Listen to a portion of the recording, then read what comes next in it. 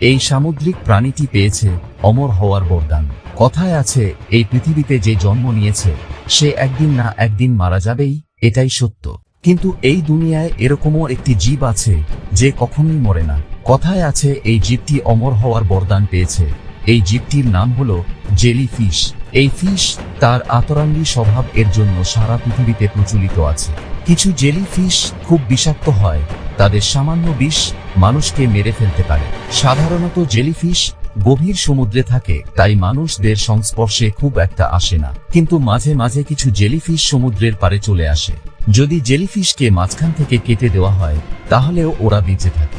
আসলে ওই দুটো টুকরো আলাদা আলাদা জেলিফিশে পরিণত হবে। সমুদ্রের তাপমাত্রার কারণে জেলিফিশ বয়স্ক থেকে বাচ্চাতে পরিণত হয়। এই রকম প্রক্রিয়া সারা জীবন চলতে থাকে, তাই এরা কখনো মরে না। যদি আপনারা এই রকম সায়েন্স রিলেটেড ভিডিও দেখতে চান তাহলে আমাদের